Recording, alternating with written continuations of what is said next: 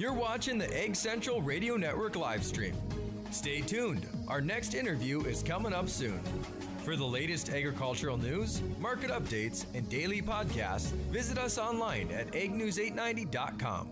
We'll be right back.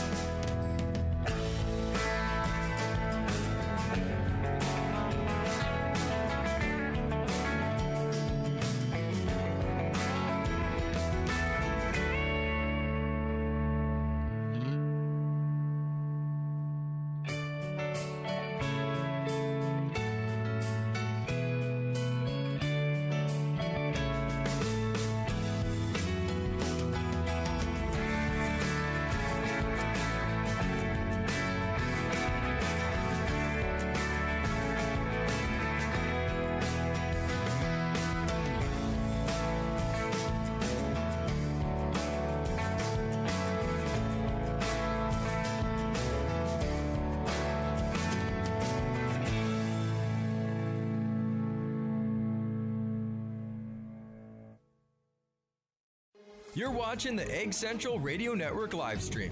Stay tuned. Our next interview is coming up soon. For the latest agricultural news, market updates, and daily podcasts, visit us online at eggnews890.com. We'll be right back.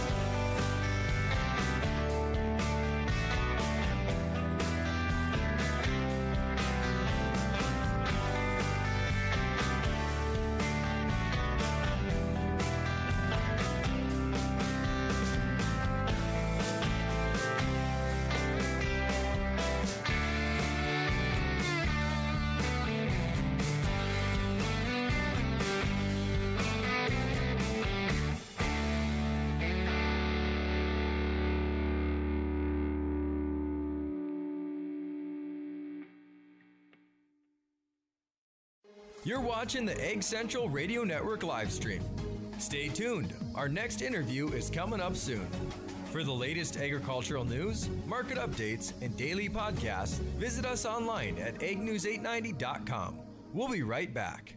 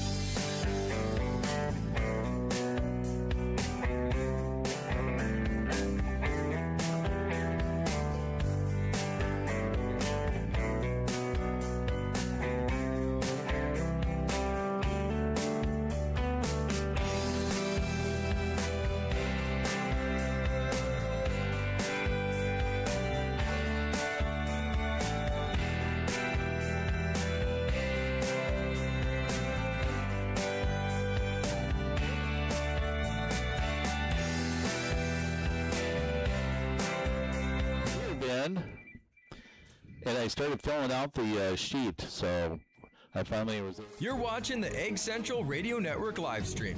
Stay tuned. Our next interview is coming up soon. For the latest agricultural news, market updates, and daily podcasts, visit us online at eggnews890.com. We'll be right back.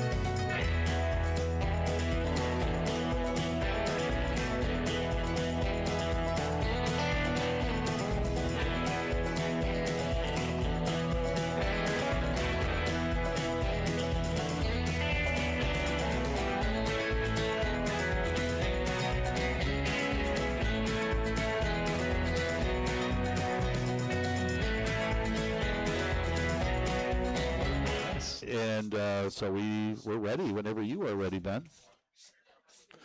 Whew, all right. Me.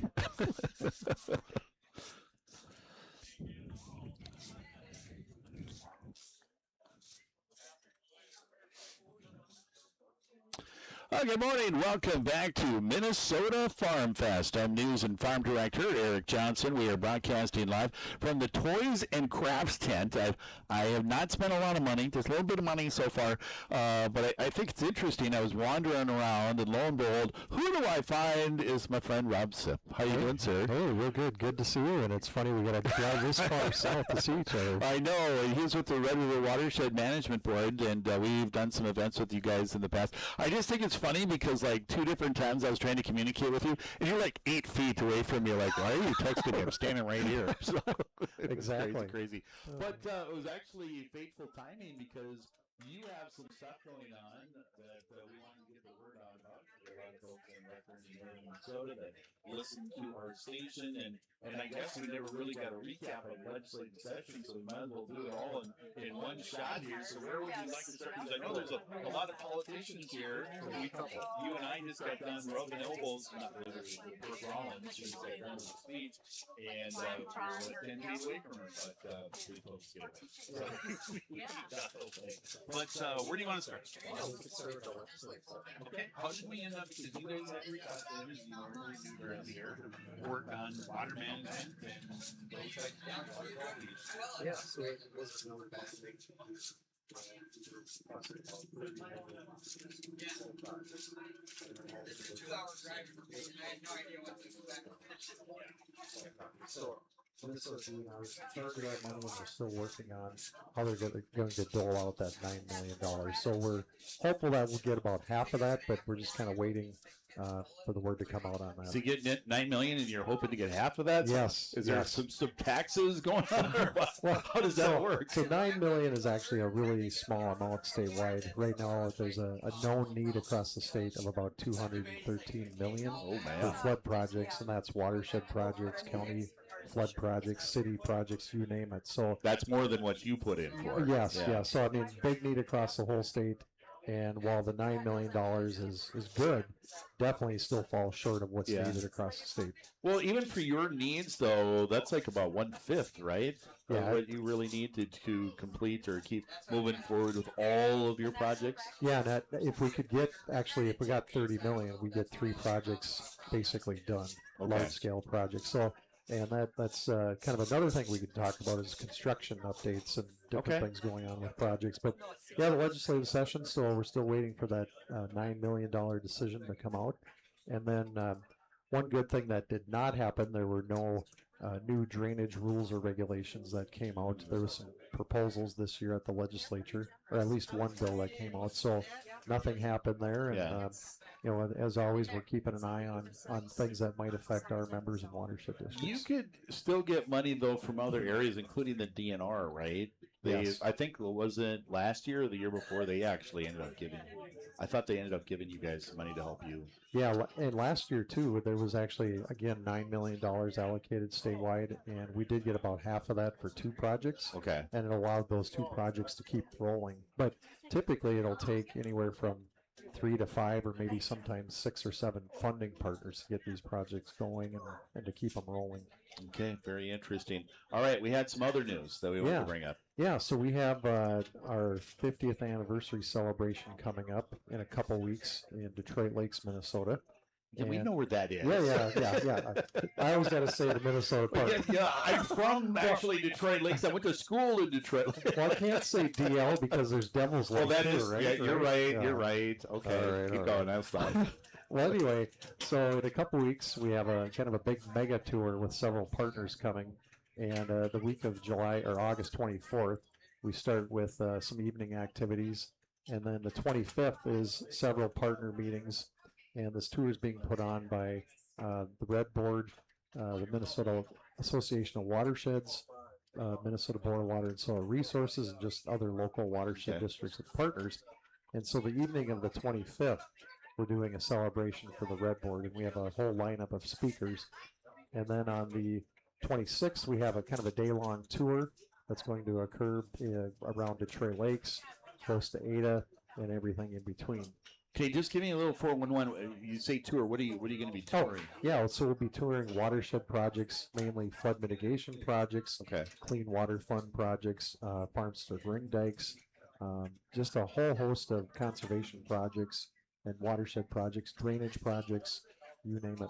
I have to get caught up on that because I'm not aware of where that would be around Detroit Lakes. I will send you all the details. You send me the maps. Yes, I will. We'll figure it out. Now, these projects, these are already done, or some of these in the process of being done, or? Yeah, all the projects are done, either completed recently or completed a few years ago. Okay. And so it's projects in the Wild Rice Watershed District, Pelican River Watershed District, the Buffalo Red River Watershed District, and then a couple counties that are coming together with Soil and Water Conservation District projects, like water and sediment control basins, buffer strips, that sort of thing. So Becker County Soil Water District in particular. And are these tours open to the public, or are these for folks that may have had some involvement? Both. There is a registration process and a fee, and it just depends on if you want to partake in all of it or just the tour. So Okay. there is information on Minnesota Watershed's website. So if you were interested, you could just type in your browser Minnesota Watersheds. It would pop right up, and you could go look for the summer tour and all the details. Very cool. How many projects did you guys put in a request for with the Minnesota legislature this year? Three projects. It was just 3. Yeah, Okay. correct. Because you were up to around 9 at one time. A few years ago we had probably 5 or 6, or maybe it was up to 7 projects. And Okay. we've been slowly able to whittle down. So a those little are bit. eliminated? Well, we're still working on them, and Okay. so the 3 projects that we put in for, 2 of them are currently under construction, and so one is the Rosa Lake Rehabilitation Project. Yep. So that one's moving dirt right now, and then we also have the Klondike Clean Water Retention Project, and both those projects, the Rosa project's up by the city of Rosa, of course, and then the other one's in Hallock, near the city of Hallock, Kitson County, and that's a real large-scale flood project, and that one just started moving dirt this last fall, actually early winter, Yeah. before the end of the year. And then we have the Nelson Slough project that's under construction right now as we speak, and that's north of the city of Thief River Falls, Okay. a few miles out in the middle of the country. So if somebody wants to find or read a little bit more about these projects, can they go to your website? Yeah, yep, they can go to our website, which is just Grandma. www.rrwmb.us. Keep going. Or they can go to the individual watershed district websites. Drop off the www, and what was the rest of it? rrwmb.us. Oh, giving me grief. I say that to everybody. In fact, what was weird is that we were at the Grand Forum with all these technical people. Every one of them said www, and I was like, come on. Well, I could have started with HTTP. Yeah, // yeah. Oh, good gravy. Okay. Anything else? I mean, what's your summer been like? Has it all work? Have you been able? Yeah. You've been doing some fishing. You're a fisher guy. Yeah, right a now? little bit of fishing. My son and I were out to Devil's Lake here about a week ago, and it was good fishing, but blazing hot, Yeah. and the bugs were out there too. And the water levels are way up. Are they? Yeah, not? yeah. No, it sounds like from last year talking to the guys, the lake's up another foot. The way it sounded. Weren't you the one that went paddle fishing? Am I Yes. remembering Yep. right? but Did you going- not? Yeah, this last year I did not get one, unfortunately, but some like 30% on that. But man. but no, it's a good time. Did you? Do I even dare ask what you did? Because you guys caught a paddlefish. Yes. Did you eat it? I actually have had it, but Okay. Unfortunately, the one paddlefish I caught a couple of years ago, my wife left the freezer door open. Oh. And I lost it. So, but I have tried somebody else's paddlefish. It's good. Very cool. I'll never forget the story. I think you're the one that went out there and you had bought yourself a brand new pole. You're all upfitted. Did you snap your pole like Yep. the first day? Brand new fishing rod. And, I don't know. Partway in the morning, I heard this crack, and then I cast it again, and it broke right in half. Oh my gosh! Somebody got a cane pole or a pole like in you? Under warranty, though. Under so life warranty. was good. Very life good. was good. Well, Rob, I appreciate you coming on by. It's great to see you. Don't be a stranger. No, And we'll see you at Big Iron probably. well, you will see me at Big Iron, which is just a few weeks. But you're not going to Farm Progress in Iowa, are you? No, sorry. Okay, it's good. I never know where you're going to come from. All right, Rob, thank you so much. You bet. Appreciate your time, and we're going to take another break. Our coverage here at Minnesota Farm Fest is brought to you as a service by Spraytech Full-Tech. You can find out details about new products or the products that they currently got going at their website, Spraytech USA. We're going to take a break. We'll be back with more from the Minnesota Farm Fest Farm Show in just a few minutes. You're watching the Egg Central Radio Network live stream. Stay tuned. Our next interview is coming up soon. For the latest agricultural news, market updates, and daily podcasts, visit us online at eggnews890.com. We'll be right back.